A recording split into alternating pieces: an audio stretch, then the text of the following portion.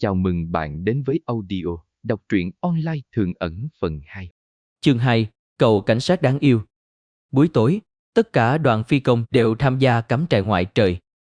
Bạch Lạc Nhân một mình ngủ trong trại, bên ngoài từng đợt gió lạnh gào thét. Chiếc áo lông cừu của Bạch Lạc Nhân ướt đẫm mồ hôi. Sau khi cởi ra phát hiện bên ngoài dính đầy cỏ dài và vết xước. Không thể rũ hết được, chỉ có thể dùng tay tỉ mẩn nhặt từng chút một. Lưu Sùng nhấc tấm rèm che cửa trại Bạch Lạc Nhân, nhìn thấy cậu đang cởi trần ngồi bên trong, lòng đột nhiên căng thẳng. Ngữ khí đầy thân mật: thủ trưởng, cậu bị thương à? Bạch Lạc Nhân khẽ nhấc lông mày, nhìn thấy một gương mặt nhã nhặn có vẻ ngại ngùng. Nhìn tôi giống như đang bị thương sao? Không phải vậy. Lưu Sùng có chút ngượng ngùng nhìn thấy cậu cởi đồ ra, tôi cứ nghĩ là cậu đang băng bó vết thương. Cậu hạ rèm xuống đi, hoặc là đi vào, hoặc là đi ra, gió lạnh thổi vào bả vai trống quả là có chút chịu không nổi. Lưu Sùng chỉ đành tiến vào trong lều của Bạch Lạc Nhân. Dưới cánh tay còn kẹp thêm một cuộn chăn mỏng. Bạch Lạc Nhân nhìn cuộn chăn trong tay Lưu Sùng, mắt lộ ra vẻ ngạc nhiên. Cậu là sợ buổi đêm bị tập kích bất ngờ mới chạy đến lều tôi ngủ sao? Không, không phải. Lưu Sùng thực rất xấu hổ nói, tôi sợ cậu bị lạnh nên mang thêm một chiếc chăn qua đây. Bạch Lạc Nhân nhếch môi cười, vươn cánh tay ôm lấy cổ Lưu Sùng hỏi nhỏ hối lộ cấp trên. Lưu Sùng cười ngây ngô, sao lại nói như vậy?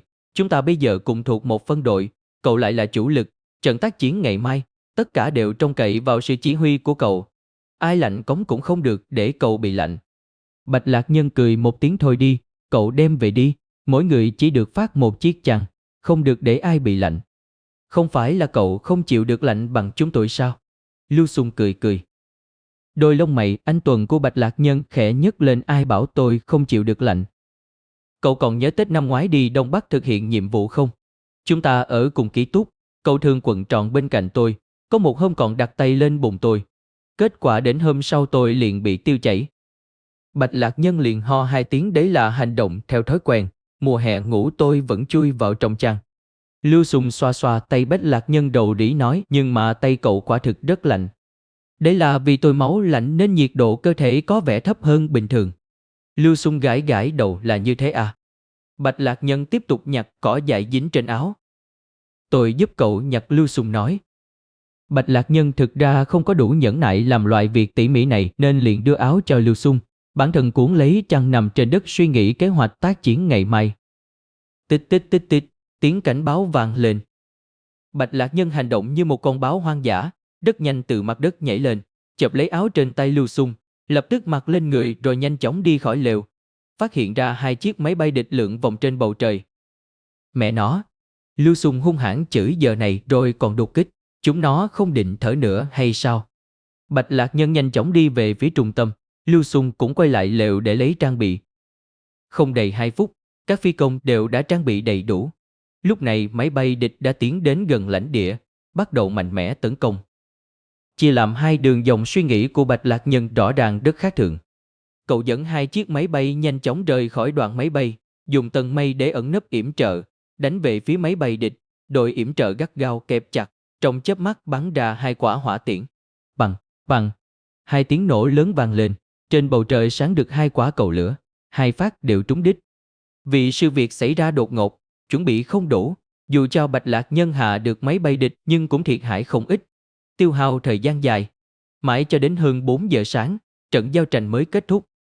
Kết quả, nằm xuống chưa đầy 1 tiếng đồng hồ, chuông cảnh báo lại vang lên. Mắt Bạch Lạc Nhân vừa mới nheo lại mở ra, con người hỗn loạn phát ra tia sáng ương ngạnh. Ông nội nó, biết mình tham ngủ đền cứ nhằm buổi tối mà đánh. Trong một ngày mà không tiêu diệt hết chúng mày, lão tử không phải họ Bạch nữa. Trong vòng 3 ngày ngắn ngủi, nhiệm vụ tập huấn hoàn thành viên mãn. Vì biểu hiện tốt, Bạch Lạc Nhân được lãnh đạo cấp trên cho nghỉ phép 2 ngày. Lưu Sùng lái phi cơ đưa Bạch Lạc Nhân về nhà. Bạch Lạc Nhân ngồi bên cạnh ghế lái, tầm mắt hướng thẳng phía trước, trong đáy mắt không che giấu nỗi mệt mỏi. Thủ trưởng, ban đầu sao cậu lại nhập ngũ? Mãi không nhận được câu trả lời, Lưu Sùng liếc nhìn Bạch Lạc Nhân, phát hiện ra cậu ta đã ngủ từ lúc nào.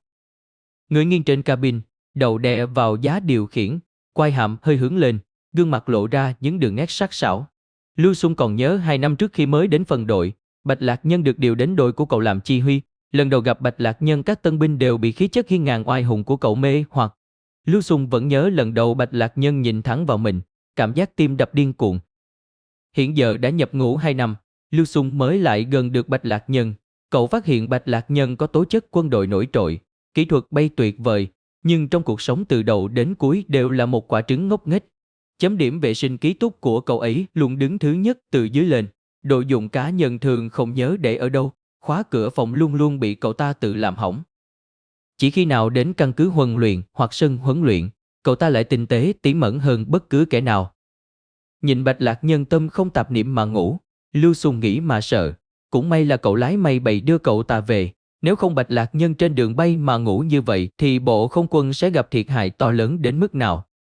Lưu Xung đang suy nghĩ, Bạch Lạc Nhân đột nhiên mở miệng nói dù có ngủ tôi cũng an toàn lái máy bay về đến nhà. Lưu Xung chợt thấy kinh người, cậu ta sao có thể biết mình đang nghĩ gì. Bạch Lạc Nhân trong khi say giấc khóe miệng cong lên một đường mị hoặc. Lại hơn 1 năm không về nhà, mái tóc bạc của Bạch Hán Kỳ trong trí nhớ lại nhiều thêm một tầng. Sao bố không nhuộm tóc đi? Bạch Lạc Nhân phàn nàn vẫn chưa tới 50 mà nhìn như một ông già vậy. Thiểm Trầu bất đắc dĩ cười cười, ta cũng nhắc bố còn mấy lần, mà ông ấy nhất định không đi, con bảo tóc trắng càng nhiều, con trai càng chăm về nhà. Dù cho Bạch Hán Kỳ ra sức phủ nhận, trong lòng Bạch Lạc Nhân vẫn có chút chua xót. Thiểm Trầu ngược lại ăn vận rất sáng sủa, từ lúc chuyển đến nhà lầu ở, vẫn thường xuống dưới cùng một nhóm trung niên khiêu vũ, so với Bạch Hán Kỳ lại sa sút đi nhiều. Ông vẫn còn 3 năm nữa mới nghỉ hưu, sức khỏe không còn như lúc trước. Mỗi ngày đi làm về đều dính lấy ghế sofa không nhúc nhích.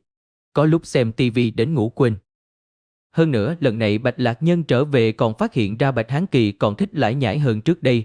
Những chuyện bé như hạt vừng cũng nói với Bạch Lạc Nhân, trước đây đều không như vậy. Có lẽ ông ấy thật sự già rồi. Buổi chiều nhân lúc Bạch Hán Kỳ đi làm, Bạch Lạc Nhân đi đến đồn công an gần vườn hoa. Chị em tốt của cậu Dương Mãnh đang làm việc tại đó. Bạch Lạc Nhân dự đoán, Dương Mãnh từ đầu đã không qua cuộc kiểm tra của quân đội, học ở học viện quân sự cũng không thành. Nhưng lão Dương không mất hy vọng, nếu cậu không làm được binh thì làm một cảnh sát cũng được nhỉ. Vì vậy liền lợi dụng quan hệ và quà cáp, cuối cùng cũng nhét được Dương Mãnh vào cục cảnh sát. Từ đó Dương Mãnh liền trải qua những ngày tháng mỗi ngày đều tăng ca, bị đồng nghiệp coi khinh, bị quần chúng khinh dễ. Khi Bạch Lạc Nhân đang trên đường lái xe đến thì Dương Mãnh đang giải quyết một vụ tranh chấp gia đình. Bà chủ khóc lóc, đồng chí cảnh sát, ngài phải làm chủ cho tôi. Hắn lén lút ra ngoài tìm vợ bé còn không chịu thừa nhận. Ông chủ nhà tức giận phản bác, ai tìm vợ bé? Mắt nào của cô nhìn thấy tôi tìm vợ bé hả?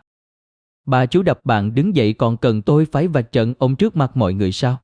Tin nhắn trong điện thoại ông tôi còn lưu lại đây. Ông chủ nhà đứng dậy, bà dám can thiệp vào quyền riêng tư của tôi. Đồ mặt dậy không biết xấu hổ. Bà mới là mặt dậy không biết xấu hổ.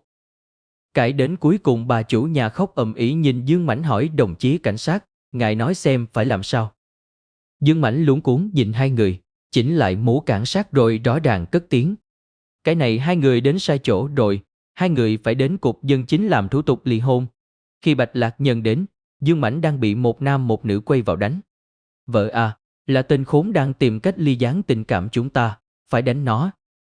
Chồng à, tôi nhìn thằng đánh này càng ngày càng không thuận mắt, lại có nét giống vợ bé của ông. Bạch Lạc Nhân chưa bao giờ nhìn thấy cảnh sát hèn nhát như vậy.